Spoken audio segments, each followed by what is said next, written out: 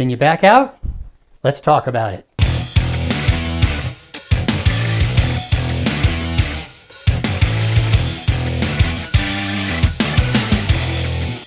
You've been looking for a home for a while, and finally you find the perfect place and make your offer.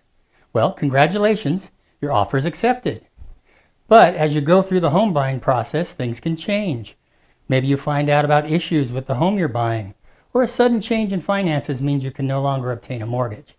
When things come up, you might find yourself wondering, can I back out of buying a house? While it's highly unlikely that you'll end up being literally forced to close on a house you no longer want to buy, there are certain financial and in rare cases legal consequences to backing out of a home purchase agreement after a certain point. So let's take a look at those consequences, when they might come into play, and when you're completely free to walk away from a home purchase. Knowing what could happen is critical so you know your financial and legal rights as a home buyer. Here's what to expect if you rescind an accepted offer. So there are two questions we're starting with. The basic question is, can I back out of buying a house? Question 2 is, if so, when? The answer to the basic question is yes. You can back out of buying a house with a very important caveat. Depending on where you're at in the process and what your contract says, you could still end up losing money by doing so. If you're considering backing out of a home purchase, it's important to consider the contingencies included in your offer, how much earnest money is at stake, and whether or not you're under contract.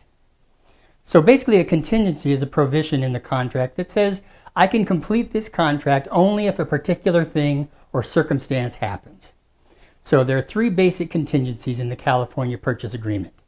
They are 1, the loan contingency, the appraisal contingency, and the inspection contingency.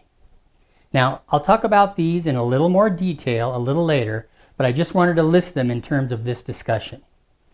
Now, there are other contingencies, such as needing to sell your home before you close on a new one, or if you're a seller, needing to secure a new home before you complete the sale of your current home. Now, these are not necessarily uncommon, but I just wanted to cover the ones that are virtually in every home sale contract. If you have a question about the other types of contingencies, just hit me up and I'll be happy to go over them with you. So, let's go through the process. Understanding the purchase agreement. So your purchase agreement is pretty much like any other contract. It outlines the terms and conditions of your home purchase. It's a legally binding agreement between the buyer and seller to proceed with the sale. This contract is key to understanding whether or not you can walk away from the sale scot-free. Let's go over a few different typical scenarios. Before your offer is accepted. If you get cold feet or just change your mind, this is of course the best time to do it. If you submit an offer only to have a change of heart a few hours later, you can have your real estate agent reach out to withdraw your offer. However, your time frame here is likely limited. Once both the buyer and seller sign a purchase agreement, it becomes legally binding. When you sign a purchase agreement for real estate, you're legally bound to the contract terms, and you'll have to give the seller an upfront deposit called earnest money. Now, earnest money shows the seller that you're serious about purchasing the house and plan to follow through on the agreement. Now, having contingencies in place, though, makes backing out of an accepted offer perfectly legal while ensuring you get your earnest money back in most cases. One of the main reasons buyers walk away at this part of the process is because the seller made a counteroffer that they chose not to accept. Now, a counteroffer is just that. You made an offer and the seller writes a counteroffer saying, I'll accept this part of your offer, but I'd like to add this as well. Now, the seller has technically signed your offer, but now only under new conditions which you had not included on the original offer. There can be as many counteroffers going back and forth as long as both parties wish to negotiate something, but, and this is very important, once either side signs and sends a counteroffer, the previous offer is no longer binding. There's no longer a consequence to walking away from a counteroffer you aren't interested in. Now, it can sound more confusing than it is, but here's where having a good agent comes in handy. After the purchase agreement is signed. So once both the buyer and the seller have signed the purchase agreement and accepted any counteroffers, as I mentioned, they're both legally bound to complete the sale under the terms outlined in the agreement. Now, this makes backing out of the purchase a little more complex.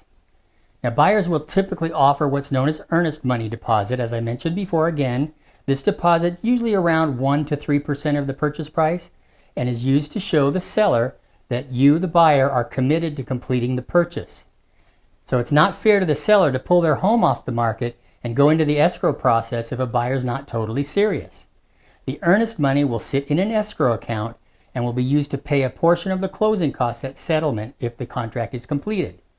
This is not an extra payment. When the sale is completed as planned, this money will be applied to the buyer's down payment or closing costs. But when the buyer backs out of a sale for a reason not stipulated in the contract, however, the seller is typically entitled to keep this money. Now, you may see this referred to as liquidated damages in your contract. Now, however, the severity of the consequences depends on whether you had contingencies in your offer that spell out situations when backing out without penalty is acceptable. However, when most people make an offer on a home, they include contingencies like the ones I mentioned earlier that allow them to walk away under certain circumstances even after they've signed the purchase agreement. When is it too late to back out of buying a house? Well, outside the contingency periods, it's easier to back out of buying a house before the purchase agreement is signed. Now, if you decide to exit after that point or after the contingency periods have expired, you'll have a much harder time doing so without landing in legal or financial trouble. Now, in California, home purchase agreements have a clause that requires both parties to agree to mediation if there's a dispute. Now, you don't have to agree to mediation, but it's almost always better than going to court. And if you don't agree, by the way, the seller has a right to reject your offer just based on that. So just keep that in mind. Mediation means you have a chance to plead your case to the seller directly with the help of a neutral mediator and hopefully resolve the issues outside of the courtroom. Backing out of an accepted offer with a contingency. The standard real estate contract typically comes with a number of contingencies. Contingencies, as I mentioned before, are the conditions that need to be met in order for you to move forward with a home purchase. Now, this includes a mutual agreement of specific tasks that have to be completed within a certain time frame. So let's go over the contingencies I mentioned earlier in a little more detail. But let me say first that contingency time periods can be negotiated like anything else in a real estate contract. But in the interest of time, I'm just going to talk about the default time frames already on the contracts. But no matter what time period you finally agree on, you still need to complete all the necessary tasks by the time you set.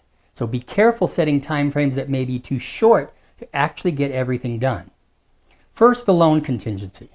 The loan or financing contingency is an important safeguard. It basically gives you an out if your lender doesn't pull through with a loan approval. The default loan contingency in the California contract states that within 21 days, the buyer needs to get final loan approval or cancel the contract. Now, the second is the appraisal contingency. When you start the loan process with your lender, one of the first things they will do is set up an appraisal. Now, for those of you who are unfamiliar with what that appraisal is, it's when a lender sends out a specialized inspector to give them a third-party valuation of the home. This is important for two reasons. If the home doesn't rise to the level of the price you offered, you have two solutions. One, if the seller won't reduce the price, is to trigger the contingency and pull out of the sale. Now, the other, if you choose to continue the sale, may mean that your lender, if they won't approve a higher loan amount, will want you to bring the difference between what they think the home is worth and what you offered to complete the sale. The inspection contingency is last. Let's say a home inspection report comes back and there are costly issues, such as a damaged roof that needs to be replaced or cracks in the foundation. Now, with a home inspection contingency in place, you're protected. You can ask the seller to fix the problem or maybe offer a credit at closing to offset your cost of fixing it yourself. But if they won't, you can walk away as long as you do it before the contingency deadline. So as I mentioned, pay careful attention to the contingency deadlines outlined in the agreement. In California, the default period in which you're required to complete a home inspection or any other inspections you may want and ask for repairs or credits is within 17 days after the contract is signed.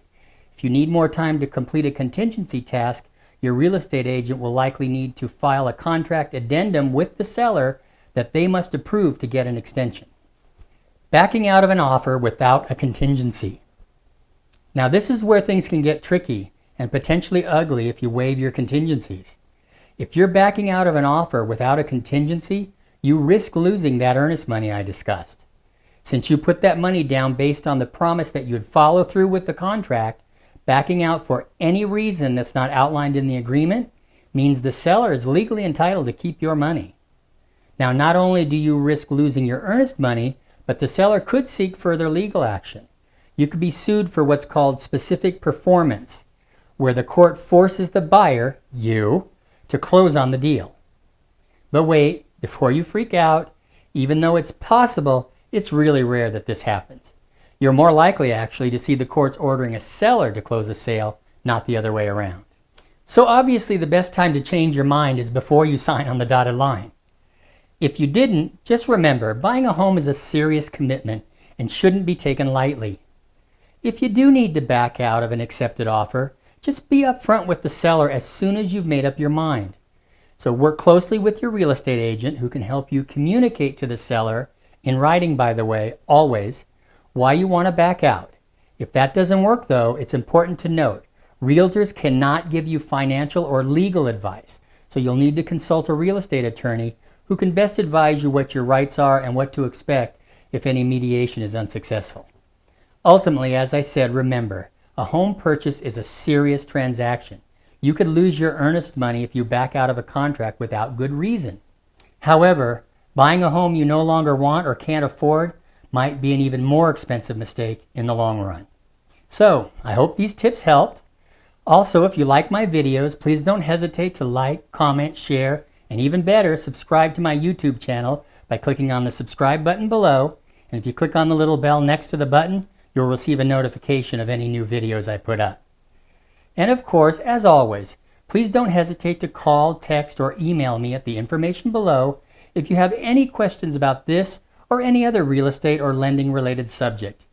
Even if you're not ready to buy or sell right now, I'm always happy to help in any way that I can. So I hope you're having a great day, and remember, together, we can make it happen.